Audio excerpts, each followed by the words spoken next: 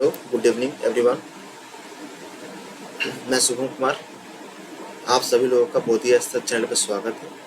आज हम लोग क्लास 10th के सिविक्स सब्जेक्ट का फर्स्ट चैप्टर पावर शेयरिंग और पावर शेयरिंग का स्टडी करेंगे। आज पावर शेयरिंग क्यों इम्पोर्टेंट है, आखिर पावर शेयरिंग होता क्या है, what is the meaning of the power sharing. तो हम पावर शेयरिंग की मीनिंग की जब बात कर लेंगे बाबू, ठीक है। तो जैसे आपके घर की जब बात करते हैं तो आपके घर में यदि पावर सिर्फ और सिर्फ केवल एक व्यक्ति के पास रहे, जैसे आपके दादा के पास हो, ठीक है, और आपके फादर या मदर के पास पावर का शेयरिंग नहीं होगा, ठीक है, तो घर में हमेशा जो है, ठीक है, झगड़े की भावना बना रहेगा, कॉन्फ्लिक्ट होता रहेगा। क्यों? क्योंकि सारा पावर तो सेंटर में रखा हुआ है, आपके दादा के पास में रखा हुआ है। अब आपको मम्मी को कुछ चाहिए, ठीक है, लिपस्टिक चाहिए या कुछ चाहिए, ठीक है ना, तो वो मांगेंगे अपने हस्बैंड से, पति से मांगेंगे, वो तो दादाजी से जाके मांगने नहीं जाएंगे, ठीक है ना। तो अब उनके पास पैसा नहीं है, क्योंकि सारा पैसा जो इनकम है वो दादा को दे देते हैं। तो इस कंडीशन में क्या होगा कि झगड़े होंगे, कहेंगे आप अलग हो जाओ, ठीक है ना। यदि वो पैसा नहीं देते हैं, तुम कमाते हो, सारा पैसा दे देते हो, दादाजी को दे देते हो, ठीक है, मुझे चाहिए तुम देते ही नहीं हो, ठीक है ना। तो वो कहेंगे, उन माँ बोलेंगे कि बेटा तुम्हें जो हम लोग अलग होकर कमाएंगे, दादा को छोड़ देंगे। तो इस कंडीशन में क्या हुआ कि जब हम सारा पावर किसी एक व्यक्ति के पास स्टोर रहेगा तो कंफ्लिक्ट ज़्यादा होगा, झगड़ा ज़्यादा होगा। यही केस यहाँ पर हुआ है, सामने आज हम लोग देख रहे हैं, ठीक है ना। ये पावर शेयरिंग में समझेंगे हम लोग, जिसमें आप लोग दो कंट्री के बारे में समझेंगे। एक हमारे पास में है बेल्जियम, और एक एक हमारे पास में है आपका श्रीलंका। बेल्जियम एक यूरोपियन कंट्री है, जो कि बहुत ही छोटी सी कंट्री है, स्मॉलेस्ट कंट्री है यूरोप का, और हरियाणा स्टेट के बराबर है, ठीक है। ये जो बेल्जियम जो है आपका बाउंड्री शेयर करता है, ये बहुत ही ध्यान में रखिएगा, बहुत ही वीवीआई सवाल है ये, और अक्सर सीबीएसई में पूछता है, ठीक है ना, कि बाउंड्री शेयर किससे करता है बेल्जियम। तो नीदरलैंड से, जर्मनी से, लग्जमबर्ग से, इन सभी से जो है ये अपना बाउंड्री शेयर करता है, ठीक है। बात कर लेंगे पॉपुलेशन का, तो इसका जो है 1 करोड़ से ज़्यादा पॉपुलेशन है, ठीक है। और इसके जो एथनिक कंपोजिशन है, एथनिक कंपोजिशन कहने का मतलब वहाँ पे कल्चर के आधार पर या लैंग्वेज के आधार पर किस तरह से उसका कंपोजिशन किया गया है। तो हम बात करेंगे इसका कंपोजिशन का, तो यहाँ का जो 59% जो पॉपुलेशन है वो आपका, ठीक है, फ्लेमिश रीजन में रहता है और डच बोलता है, ठीक है। ये बहुत ही कॉम्प्लिकेटेड है, कभी कभी ये लोग भूल जाता है, ठीक है। तो इसको हम लोग याद करने का तरीका जो है बताते हैं कि डच, डच जो आपका डी ऐसे लिखाता है, ठीक है ना, डच डी हम लोग ऐसे लिखते हैं, हाँ, ठीक है। तो जब हम लोग 5 भी लिखते हैं तो 5 ऐसे लिखते हैं, और आपको 5 ऐसे लिखते हैं, ठीक है ना। तो बस इसमें ऑब्जर्व करना है कि जब भी डी लिखा जाए तो डी में 5 वाला ये सेंस आता है, यानी कि डी मतलब 5 का आ रहा है, यानी कि 59% जो है हमारे पास में है वो बेल्जियम में डच बोलने वाले लोग हैं, ठीक है। तो ये ध्यान रखना है। फिर उसके बाद और रहते कहाँ, फ्लेमिश रीजन में। फिर उसके बाद जो है 40% जो है आपको वो बॉलोनिया रीजन में रहते हैं, और बोलते क्या, तो 40% बॉलोनिया रीजन में रहते हैं, और आपको बोलते हैं आप यहाँ पे फ्रेंच बोलते हैं। बॉलोनिया रीजन में रहने वाले लोग क्या बोलते हैं, तो ये फ्रेंच बोलते हैं। तो ये ध्यान में रखना है आपको, ठीक है। तो 40 का मतलब हो गया आपको 40 हम लोग ऐसे लिखते हैं, ठीक है। F4 ऐसे लिखते हैं, ठीक है, यहाँ से। इसको याद करने का तरीका कि हम लोग F ऐसे बना देंगे, इसका मतलब हो गया आपको 40। तो ये आपको ध्यान रखना होगा कंपोजिशन, ठीक है। बेल्जियम का यही आपका एथनिक कंपोजिशन है। बाकी बच गया 1%, तो 1% में कौन है, तो आपको 1% में आपको ये जर्मन लोग हैं। तो आपको यहाँ से 3 चीज़ें याद रखना है। पहला, बेल्जियम सबसे स्मॉलेस्ट कंट्री, बेल्जियम एक यूरोप का स्मॉलेस्ट कंट्री है। दूसरा याद रखना है कि बेल्जियम का जो बॉर्डर है वो कहाँ कहाँ शेयर हो रहा है, तो Belgium has okay border share with the France, Netherlands, Germany, Luxembourg. तीसरा हो गया कि आपको यहाँ के इतनी कंपोजिशन क्या है, तो 59% आपका जो है वो डच बोल रहे हैं, डच स्पीकिंग, ओके, एंड 40% जो आपका है वो फ्रेंच बोलता है, और 1% जो है आपके वो जर्मन लैंग्वेज वाले हैं। 1% यहाँ पे आपको जो है वो जर्मन बोलते हैं, ठीक है ना। अब बस इसी प्रकार से इसका कैपिटल जो है आपका, कैपिटल सिटी कहाँ है, तो ब्रुसेल्स है। कैपिटल सिटी आपका ब्रुसेल्स में। ब्रुसेल्स में 80%, उल्टा कर दीजिए, जो यहाँ पे ज़्यादा बोलेगा वहाँ पे कम बोलेगा, और जो वहाँ पे कम बोल रहा है यहाँ पे ज़्यादा बोलेगा। तो 80% जो आपके हैं वो फ्रेंच वाले हैं, ठीक है, फ्रेंच स्पीकिंग वाले हैं, और 20% आपको जो है वो डच स्पीकिंग है। तो आप इजीली समझो ठीक है, कि बेल्जियम में लफड़ा क्या है, झगड़ा झंझट किस चीज़ का चल रहा है। तो 59% जो है वो पूरे ओवरऑल बेल्जियम की, जैसे इंडिया, इंडिया में हमारे पास में जो कैपिटल सिटी है वो दिल्ली है, ठीक है। और पूरे ऑल ओवर इंडिया की जब बात कर लेंगे, तो ऑल ओवर इंडिया की जब बात कर लेंगे तो उसकी बात अलग है। और कैपिटल सिटी का बात अलग, कैपिटल सिटी दिल्ली, दिल्ली का भी अपना एक एरिया है, राज्य वहाँ का भी जो है वो मुख्यमंत्री सीएम इलेक्ट होते हैं। उसी प्रकार से यहाँ पर क्या हुआ कि पूरे बेल्जियम में 59% है, उसके बाद 40% आपका है, ठीक है। जब हम पूरे ब्रुसेल्स की जब बात करेंगे तो यहाँ उल्टा हो गया, 80% यहाँ पर जो है आपको फ्रेंच वाले हैं और 20% डच वाले। अब इसी चीज का जो है यहाँ पे कॉन्फ्लिक्ट है, ठीक है, विवाद चल रहा है कि आखिर कैसे सोल्व किया जाएगा।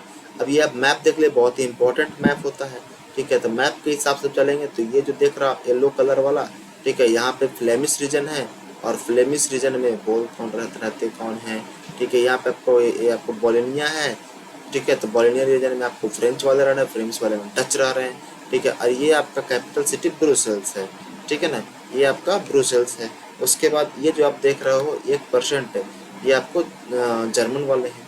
इतनी कंपोजिशन देखिए यहाँ पे, ये बहुत ही इंपॉर्टेंट है, वीवीआई कर सकते हैं, ठीक है। ये ध्यान रखना है कि ये social division based on the shared culture. अभी जस्ट आपको बताया कि कहीं भी किसी भी कंट्री का या स्टेट का वहाँ का सोशल डिवीजन होना चाहिए, किसके आधार पे, कल्चर के आधार पे, उसी को हम लोग एथनिक कंपोजिशन बोलते हैं।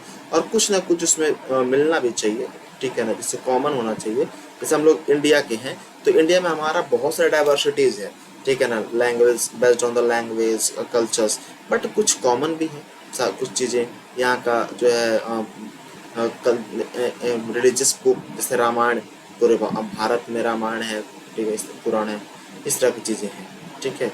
तो ये फिर इसी यहाँ पे इसी की वजह से क्या होगा, यहाँ पे कॉन्फ्लिक्ट होगा। और इस कॉन्फ्लिक्ट में क्या होता है, इस कॉन्फ्लिक्ट में 1950 से लेकर के 1960 की जो है टेंशन बढ़ते जाता है, ठीक है ना।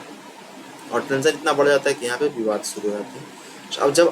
अब सेम कंडीशन यहाँ पर है श्रीलंका के बीच में भी। अब श्रीलंका भी हमारे पास में है। श्रीलंका आपको जैसा कि पता ही है कि श्रीलंका एक आइलैंड कंट्री है और इंडिया के जस्ट, ठीक है ना, लगा हुआ एक कह सकते हैं कि नेबर कंट्री है इंडिया का, ठीक है। फ्यू किलोमीटर सदर्न पॉइंट पे है, ठीक है, तमिलनाडु से सटा हुआ है, ठीक है।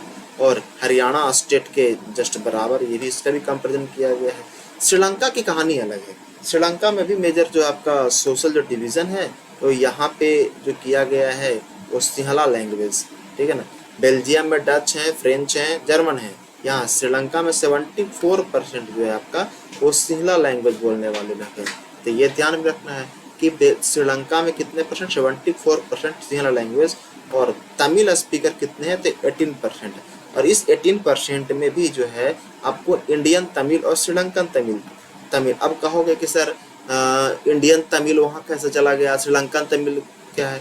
तो जब यहाँ पे ब्रिटिश रूल कर रहे थे, जब इंडिया कॉलोनी बना हुआ था, तो उस समय, ठीक है, इंडिया से बहुत सारे जो वर्कर्स हैं वो प्लांटेशन काज के लिए गए थे। अब प्लांटेशन क्या होता है, तो एक लार्ज कह सकते हैं कि बड़े एरिया पर सेम टाइप के, एक ही टाइप के जब क्रॉप्स को ग्रो किया जाता है उसको प्लांटेशन कहते हैं। जैसे कि वहाँ पर टी, कॉफ़ी ग्रो करने के लिए जो ब्रिटिश था वो यहाँ से लेकर के जाता था वर्कर्स को, और वो लोग वहीं रह गए, तो वो लोग इंडियन तमिल कहलाए और बाकी लोग जो है श्रीलंकन तमिल कहलाए। तो यहाँ पर 18% में जो है, ठीक है, 18% में 13% जो आपके हैं वो श्रीलंकन तमिल है, ठीक है। बाकी 5% जो बच गए वो इंडियन तमिल है, और इन लोगों को इंडियन कहा गया तो इन लोग वहीं रह गए। यहाँ पर और क्या है कि यहाँ पे बौद्ध धर्म है, ठीक है, बौद्धिस्ट यहाँ पर जो है सिंहला जो लैंग्वेज है जो ज़्यादा बोलते हैं बौद्ध धर्म को मानते हैं। बाकी लोग हिंदू, तमिल में हिंदू और मुस्लिम भी हैं, 7% यहाँ पर क्रिश्चियन भी हैं। तो इस तरह का यहाँ का एथनिक कंपोजिशन है, कहाँ का, तो श्रीलंका का। अब कहानी स्टोरी ये है कि आखिर श्रीलंका में क्या हुआ है, श्रीलंका की कहानी किस प्रकार से है। तो यहाँ समझना मेडिटेरियन, ठीक है, मेडिटेरियनिज्म इन श्रीलंका। मेडिटेरियन का मतलब होता है बहुमत, अब जिसकी जनसंख्या ज़्यादा होगा, ठीक है ना, वो उसकी सरकार यहाँ पे आएगा, मेजोरिटी में है, ठीक है ना। तो ये आप ध्यान रखिए। अब श्रीलंका इंडिपेंडेंट कब हुआ, तो श्रीलंका जो है, श्रीलंका के ऊपर छोटा सा आप बित्ता भर का देख लो, ठीक है, लंदन है, ठीक है, इंग्लैंड, और इंग्लैंड छोटू सा देश जो है पूरे ऑल ओवर वर्ल्ड पर शासन किया, नाक में दम करके धर दिया, पूरे परेशान करके धर दिया। ठीक है, इंडिया पे किया, यानी कि कौन ऐसा देश नहीं है उस जिस पे वो शासन नहीं किया है। ठीक है, अरे एक हम लोग हैं लेजी टाइप के पड़े रहते हैं भैया मेरी, ठीक है, बगल के जो है सोए रहते हैं, और हम लोग एक एक जो है तुम लोग देख लो सोए से रहते हो, एक सिलेबस याद नहीं हो रहा है कि कौन कौन शासन किया। ठीक है ना, ये सारी चीजें तो ध्यान रखा करो इस चीज को कि छोटा सा देश जो है वहाँ 7 समुद्र पार से आकर के यहाँ पर शासन कर गया, हम लोग ऐसे ही पड़े हैं। ठीक है, तो ये श्रीलंका की कहानी ये है। श्रीलंका आज़ाद हो गया हमसे 1 साल बाद, हमारा अपना आज़ादी मिल गया 1947 में, और श्रीलंका आज़ाद हो गया 1948 में। ठीक है, जब श्रीलंका आज़ाद हुआ तो यहाँ पे जो सिंहला लैंग्वेज के लोग हैं वो ज़्यादा हैं, सबसे ज़्यादा सिंहला लैंग्वेज बोलने वाले लोग हैं। तो इसका जो है डोमिनेंस तो रहेगा, क्योंकि ये लोग तो चाहेगा, क्योंकि मेजोरिटी में है, और डेमोक्रेसी में मेजोरिटी की सरकार बनती है, इसलिए डेमोक्रेटिक इलेक्टेड गवर्नमेंट अडॉप्ट किया गया, और यहाँ पे सिंहला लैंग्वेज को सुप्रीमेसी मान लिया गया।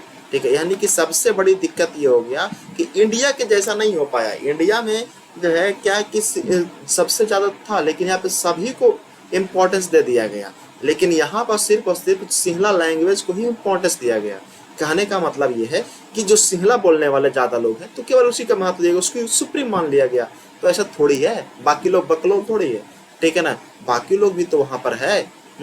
ठीक है, तमिल बोलने वाला है, क्रिश्चियन है, ठीक है ना, और सी लैंग्वेज, तो क्या करेगा बाबू। ठीक है, इतना ही नहीं, 1956 में एक एक्ट लेकर के आया, कानून लेकर के आ गया, और सिंहला लैंग्वेज ही ऑफिशियल लैंग्वेज अनाउंस कर दिया गया। ठीक है ना, अब बताओ कि हर जगह सिंहला ही बोलेगा। आज आज इंडिया में ही कहते कि इंडिया ऑफिशियल लैंग्वेज अनाउंस कर देगा, तो आज जो पेपर हिंदी में छपता है, इंग्लिश में छपता है, तमिल में छपता है, उर्दू में छपता है, सब जगह प्रिंट होगा, हिंदी में प्रिंट होगा, तो फिर कैसे होगा, तो कॉन्फ्लिक्ट तो हो ही जाएगा ना। इसलिए पूरे श्रीलंका में कॉन्फ्लिक्ट हो गया। तमिल वालों को लगा कि हमारे साथ भेदभाव हुआ है, ठीक है, हमारी लैंग्वेज की जो है कोई रिस्पेक्ट नहीं है, डिसरिगार्ड किया गया है। इसलिए तमिल वाले जो हैं ना ही सिंहला एप्लीकेशन जो यूनिवर्सिटी में हो गया, हर जगह गवर्नमेंट जॉब में हो गया, सब जगह इनको क्या किया गया है, हटा दिया गया है। ठीक है, और प्लस में बुद्धिज्म को जो है यहाँ पे रिलीजियस कह सकते हैं कि ऑफिशियल रिलीजन अनाउंस कर दिया गया है। तो इतना जब इस प्रकार का फीलिंग आएगा तो इन लोग अपने आप में जो है एलियन फील करेंगे। कौन? तमिल लोग, क्योंकि तमिल लोग लगेगा कि हम लोग तो भैया विदेश के हो गए, बाहर के हो गए, जब हमारी कोई लैंग्वेज का महत्व है, ना हमारी कोई कल्चर का इम्पोर्टेंस दिया गया श्रीलंका में, तो हम लोग श्रीलंकन तो है नहीं। ठीक है ना, इसलिए इन लोग क्या करेगा, अपने आप में जो है फिल्ट करेगा। तो इन लोग क्या करेगा कि डिमांड उठेगा, ठीक है, कि हम लोग को भी क्या किया जाए, महत्व दिया जाए। ठीक है ना, तो इन लोग जो है लैंग्वेज के इन लोग डिमांड क्या क्या करेगा, तो कहेगा कि कॉन्स्टिट्यूशन में, गवर्नमेंट में, ठीक है, हम लोग को मांग मिलना चाहिए, इक्वल पॉलिटिकल राइट्स मिलना चाहिए, डिस्क्रिमिनेशन जो हो रहा है उसको ख़त्म करना चाहिए। किस आधार पे? तो जॉब में, ठीक है, और भी अदर अपॉर्चुनिटीज़ में। लेकिन क्या यहाँ की सरकार मानेगी? नहीं मानेगी। ठीक है, ये ध्यान रखना है। मेजोरिटरिज्म का मतलब क्या होता है? जो मेजोरिटी में कम्युनिटी होती है पूछता है कभी कभी बोर्ड में, ठीक है ना। तो यहाँ पर क्या होगा कि यहाँ की गवर्नमेंट इनकार कर देगी, डिनाई कर देगी। अब जब डिनाई करेगा बाबू तो क्या होगा, झगड़ा हो जाएगा। जब आपके दादाजी आपके पापा को पैसे देने से मना कर देंगे तो क्या हो जाएंगे, अलग हो जाएंगे, झगड़ा कर लेंगे, यानी कि तमिल कम्युनिटी यहाँ पे स्टार्ट हो जाएगा। श्रीलंकन तमिल जो है आपको यहाँ पे एक पार्टी लॉन्च करता है, और यहाँ पे कहता है अपने पॉलिसी रिकॉर्ड करता है कि तमिल जो है ऑफिशियल लैंग्वेज होना चाहिए। ठीक है, रीजनल ऑटोनॉमी मिलना चाहिए तमिल वालों का। ठीक है, इक्वालिटी ऑफ द अपॉर्चुनिटी मिलना चाहिए, किसमें? तो सिक्योरिंग द एजुकेशन में जो है हम लोगों को मिलना चाहिए, जॉब में मिलना चाहिए। ये सब डिमांड। तो आपसे पूछा जाएगा कि तमिल वालों का क्या डिमांड था, तो ये भी ध्यान रखिएगा कि तमिल लोग जो हैं वो तमिल एल्लम स्टेट का भी डिमांड करेंगे। ठीक है, कहा कि हम लोग को अलग ही जो है राज्य ही बना दिया जाए। ठीक है, नॉर्दर्न, ठीक है, and eastern part of the Sri Lanka. जब ये सब मान जो है डिनाई कर देगी श्रीलंकन गवर्नमेंट 1980 में, तो यहाँ क्या हो जाएगा, सिविल वॉर, लड़ाई हो जाएगा। ठीक है, तो यहाँ पे हो जाएगा सिविल वॉर। आपसे पूछा जाएगा कि सिविल वॉर का मतलब क्या होता है, तो जब एक देश के लोग आपस में झगड़ने लग जाएंगे, ठीक है, जैसे क्या है कि तुम्हारे घर के ही अंदर लोग लड़ाई कर ले, भाई भाई में लड़ाई हो जाए तो सिविल वॉर कहलाएगा। उसी प्रकार से जब एक कंट्री के अंदर के जो लोग हैं आपस में लड़ने लग जाएंगे तो ये सिविल वॉर कहलाता है। तो ये ध्यान रखना है कि सिविल वॉर स्टार्ट हो जाएगा, लाखों हज़ार लोग मारे जाएंगे यहाँ पे दोनों कम्युनिटी से। ये खत्म कब होता है, तो ये खत्म जाकर होता है 2009 में खत्म होता है। ये तो श्रीलंका की कहानी हो गया। अब आखिर इस विवाद को सुलझाया कैसे गया, ये जो कॉन्फ्लिक्ट हुआ इसको सोल्व कैसे किया गया, ठीक है, तो सॉल्यूशन को समझिए। आइए सॉल्यूशन को समझते हैं। तो पहला टॉपिक हम लोग को है एकोमोडेशन इन, ठीक है, बेल्जियम। एकोमोडेशन इन बेल्जियम कर रहा है कि बेल्जियम में कैसे सोल्व किया गया, तो ये ध्यान रखना है, ठीक है। इसी को देता है बेल्जियम मॉडल भी इसको बोलते हैं। तो कहीं कहीं आपको क्वेश्चन एकोमोडेशन ना पूछ के पूछ देगा कि what is the Belgium model, explain the Belgian model, ठीक है ना। तो ये ध्यान रखना, आपको याद रखना है। बेल्जियम में आप जो देख ही रहे हो कि क्या क्या सिचुएशन हुआ, ठीक है। 59% जो है डच बोल रहे हैं, 40% आपका फ्रेंच बोल रहा है, 1% जर्मन बोल रहा है। तो 97 से लेकर 1993 के बीच में यहाँ का जो कॉन्स्टिट्यूशन है, इसमें 4 बार इसमें अमेंडमेंट कर दिया गया। और इतना ही नहीं, देश को सुधारने के लिए जो है हर व्यक्ति एक साथ रहे, इस चीज़ के लिए क्या क्या प्रयास किया गया। तो आइए समझते हैं हम लोग बेल्जियम मॉडल के ऊपर।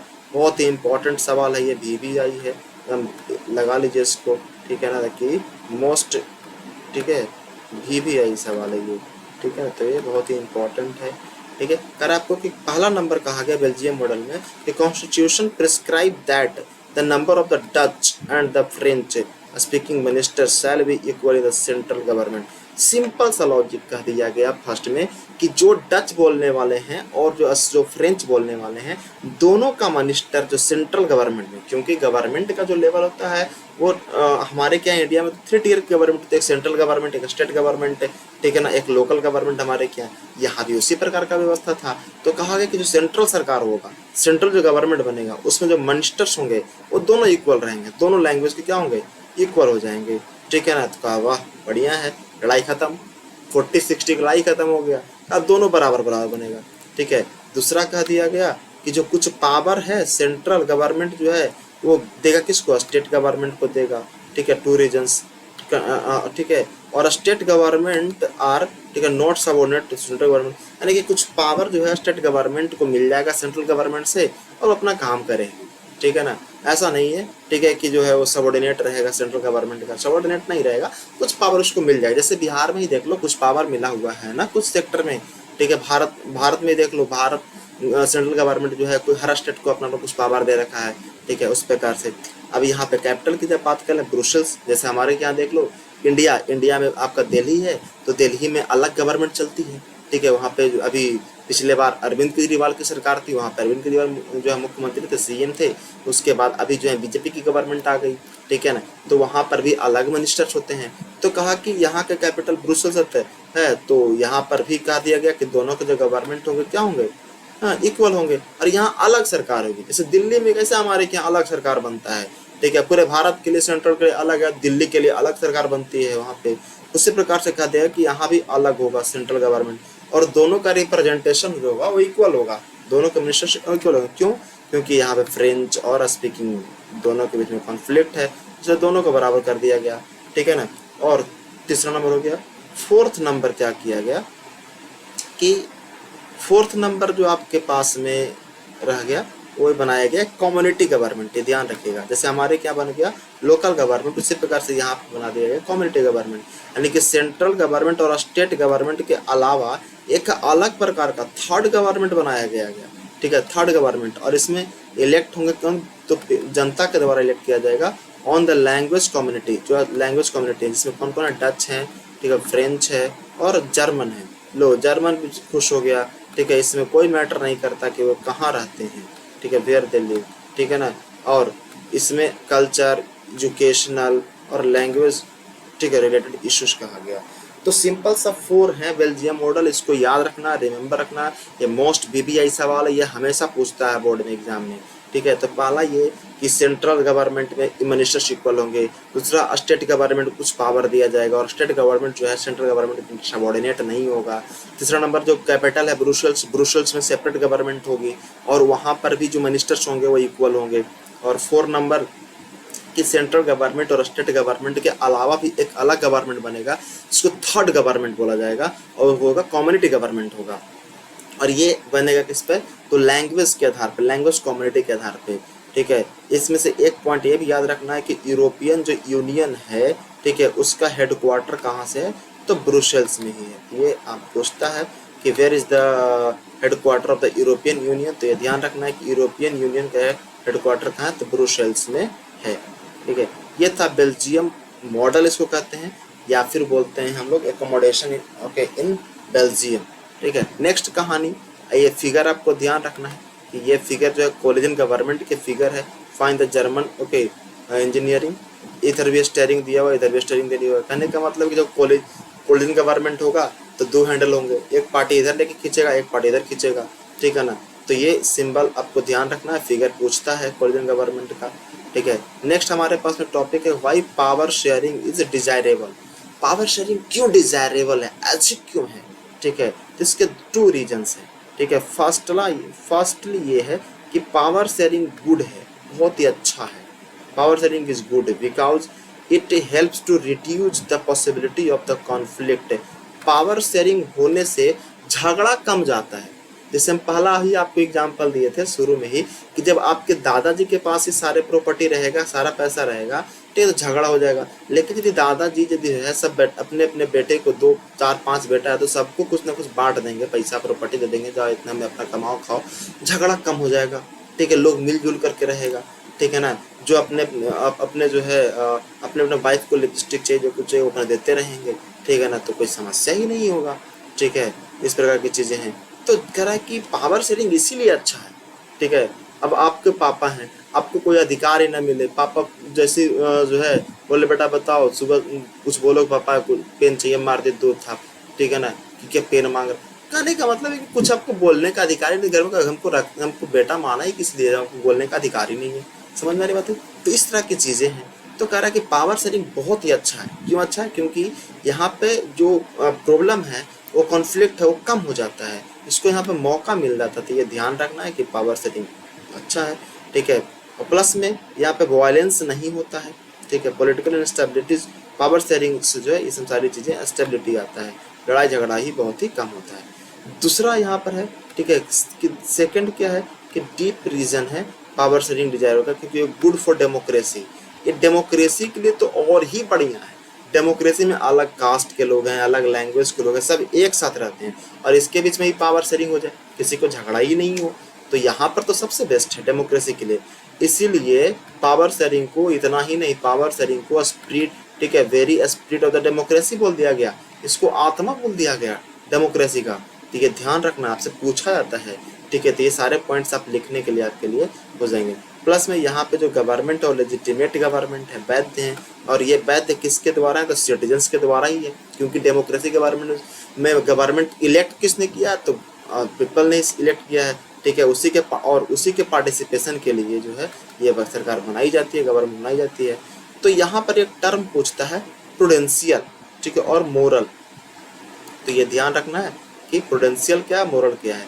तो प्रूडेंशियल यहाँ समझेंगे, तो प्रूडेंशियल लिखा हुआ कि बेस्ड ऑन द प्रूडेंस, ठीक है, केयरफुल एंड कैलकुलेशन। प्रूडेंशियल का मतलब होता है कि कैलकुलेशन करके, दिमाग लगा करके कैलकुलेट करके कि लॉस क्या है, प्रॉफिट क्या है, तो उसको प्रूडेंशियल बोलते हैं। जब हम लोग कोई डिसीजन लेते हैं, जैसे मान लें कि अपना भाई है, ठीक है ना, अपना छोटा भाई है, ठीक है, और हमसे बोला भैया पैसा दे दीजिए, ठीक है ना, 5,000 रुपया हमको ज़रूरत है, ठीक है, कुछ फॉर्म भरना है। हम सोचने लगे कि अच्छा जिसको 5,000 रुपये देते हैं तो क्या रुपये ब्याज देगा, ये कोई रुपये ब्याज नहीं देगा। एक तो अपना भाई है, वो पैसा 5,000 लौटाएगा कि नहीं लौटाएगा कोई पता नहीं है। ठीक है ना, यहाँ पे मेरा लॉस हो जाएगा, तो हम बोल देना ना मेरे पास पैसा नहीं है। ठीक है ना, तो यहाँ पे हमने लॉस और प्रॉफिट सोच लिया। ठीक है, हमने ये नहीं सोचा कि मेरा भाई है, कोई बात नहीं, पैसा जाएगा तो जाएगा, क्या अपना ही भाई ना। ठीक है, यदि हम ऐसा सोचते, ठीक है, कि अपना भाई है, पैसा जाएगा जाएगा कोई दिक्कत नहीं, अपना भाई है, कर फॉर्म भर देगा, ठीक है, तो ये हो जाएगा मोरल। ठीक है, लेकिन यदि हम सोच ले कि मेरा लॉस हो जाएगा यहाँ पर, तो ये होगा प्रूडेंशियल। ये ध्यान रखना है, ठीक है ना, कि प्रूडेंशियल का मतलब होता है प्रॉफिट, ठीक है, और लॉस के आधार पर डिसीजन लेना, और मोरल का मतलब होता है कि न लॉस न प्रॉफिट, हम दिल से डिसीजन, जैसे प्यार मोहब्बत हो जाता है।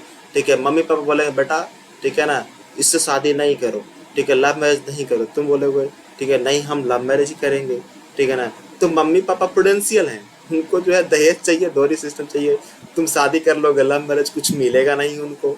ठीक है ना, जो है मम्मी पापा को रिस्पेक्ट, जो है बाराती जाने का मौका नहीं मिलेगा, उनको रिश्तेदारों को बुलाने का मौका नहीं मिलेगा, क्योंकि वो भर भर के दूसरे बेटों बेटी की शादियों में बुराइयाँ किए हैं कि उनका दूल्हा ऐसा है तो ये ऐसा है। ठीक है, तो ये सब सारे मौका अपने भी घर बुलाएंगे, ठीक है, कि देखिए हम इतना व्यवस्था किए हैं। तो मम्मी पापा आपके प्रूडेंशियल हैं, बट मना कर रहे हैं बेटा नहीं करो नहीं करो। अब तुम जो है मोरल में सोच रहा है, कि क्या करें, दिल लग चुका है, ठीक है ना, तब तो दिल दे चुके हैं सनम, ठीक है। तो ये सारी चीज़ें हैं। तो ये आपका जो है कैसा डिसीजन है, आपका मोरल डिसीजन है। तो इसमें कह रहा है कि जो पहला जो डिसीजन था, ठीक है ना, जिसमें आपको पहला बताया कि कॉन्फ्लिक्ट को कम करता है, ठीक है, तो ये प्रूडेंशियल है, ठीक है। क्यों? क्योंकि झगड़ा कम होगा, तो हमने प्रॉफिट और लॉस सोचा है। लेकिन दूसरा हम बोले कि डेमोक्रेसी के लिए बेटर है, ठीक है ना, तो ये क्या है, मोरल है, हमने मोरलिटी के आधार पर सोचा है, ठीक है। तो ये सारी चीज़ें आपको ध्यान में रखना। तो ये पूछता है कभी कभी ये असर्शन रीजन में कि जो ये फर्स्ट जो आपका है वो क्या है। तो फर्स्ट आपका पावर शेयरिंग का जो है ये आपको पोटेंशियल है, और सेकंड जो डिसीजन लिया गया है, सेकंड जो रीजन है आपका क्या है, मोरल है।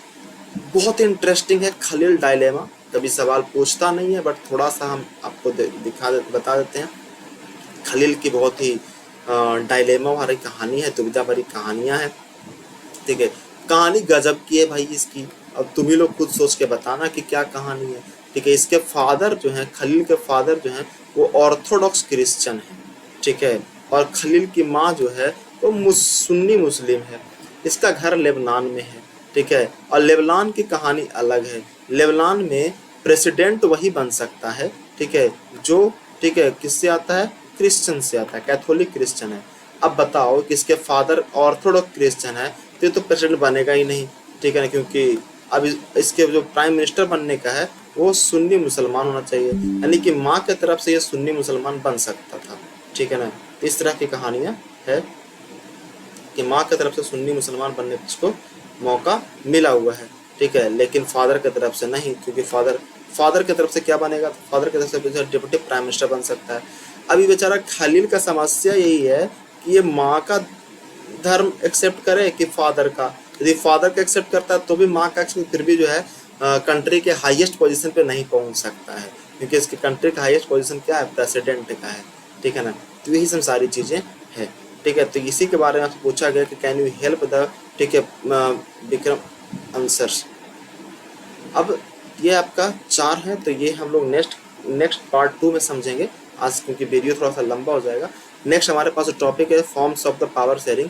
तो बस आज के लिए इतना ही है। आप लोग बैठ करके सारे पॉइंट्स को लिखिए, जितना लिखेंगे उतना ही आपको बेटर होगा, ठीक है ना। तो ठीक है, लिख करके रखिए, और जो कुछ भी डाउट्स है, यदि आपको वीडियो कैसा लगा, यदि अच्छा लगता है तो कुछ कमेंट कीजिए और बताइए कि किस प्रकार कोई डाउट्स भी रह गया इसमें, तो आप लोग कमेंट पूछिए कि हाँ सर ये टॉपिक में कुछ समझ में नहीं आया, तो हम शॉर्ट में उसको अपलोड कर देंगे, ठीक है ना। तो इस चीज़ों को और बाकी शेयर कीजिए।